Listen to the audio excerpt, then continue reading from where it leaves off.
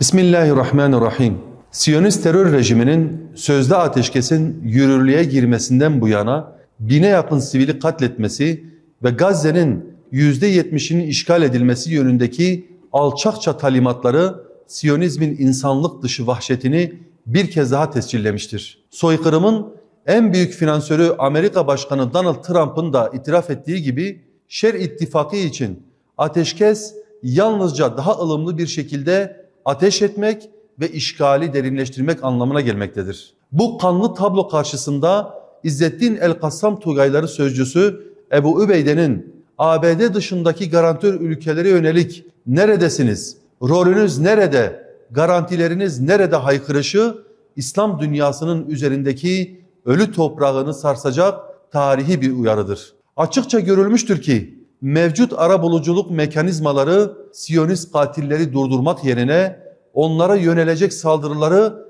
engelleme misyonuna bürünmüştür. Türkiye, Katar ve Mısır bu pasif tutumundan derhal vazgeçmelidir. Garantör ülkelerin sessizliği ve eylemsizliği Siyonist yayılmacılığa ve soykırıma alan açmaktadır. Arabuluculuk adı altında işgal rejimini koruma kalkanı oluşturan bu anlayıştan derhal geri adım atılmalıdır. Yaşanan süreç göstermiştir ki kağıt üzerindeki diplomasi yolları tamamen tükenmiş ve işgalciye zaman kazandırmaktan başka bir işe yaramamıştır. Başta İslam ülkeleri olmak üzere insanlık küresel Siyonizme karşı kararlı bir duruş sergilemedikçe ve gerekli siyasi ve askeri tedbirleri almadıkça bu durum devam edecektir.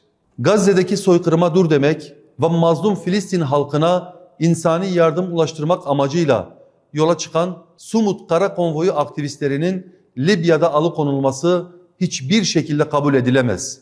Ne acıdır ki ümmet coğrafyasının tam ortasındaki Gazze'ye giden bütün yollar kapatılmış, insani yardım koridorlarına adeta kilit vurulmuştur. Dünyanın yüzlerce, binlerce kilometre ötesinden aynı dili ve dini paylaşmadıkları mazlumları kurtarmak için yola çıkan vicdan sahibi aktivistler bugün ne yazık ki Müslüman bir coğrafyada haksızca alıkonulmaktadır. Bu durum İslam ümmeti adına tarihi bir utanç vesikasıdır ve Siyonist ablukayı dolaylı olarak hizmet etmekten başka bir amaca hizmet etmemektedir. Gazze halkının feryadına ses olmak dışında hiçbir gayesi bulunmayan bu yürekli aktivistler insanlık vicdanının sesidir. Kötü hapishane şartlarında açlık grevi yaparak hayatlarını ortaya koyan bu insanların can güvenliğinden Libya makamları doğrudan sorumludur. Vatandaşları alıkonulan ülkeler başta olmak üzere insanlıktan yana olan her kurum aktivistlerin derhal serbest bırakılması için elindeki tüm diplomatik baskı unsurlarını ve yaptırım güçlerini vakit kaybetmeksizin devreye sokmalıdır. Bu hukuksuz ve vicdansız alıkonulma süreci derhal son bulmalı, aktivistler özgürlüklerine kavuşmalıdır. Laik diktatörlükle yönetilen Tunus'ta bir mahkeme tarafından Nahda Hareketi lideri Raşid El-Gannuşi hakkında verilen müebbet hapis cezası kararı, ülkede uzun süredir devam eden hukuksuzluk sarmalının son ve en vahim halkası olmuştur. Uluslararası kamuoyu tarafından da açıkça görüldüğü üzere bu karar Cumhurbaşkanı Kays Said yönetiminin siyasi rakiplerini yargı eliyle tasfiye etme operasyonudur.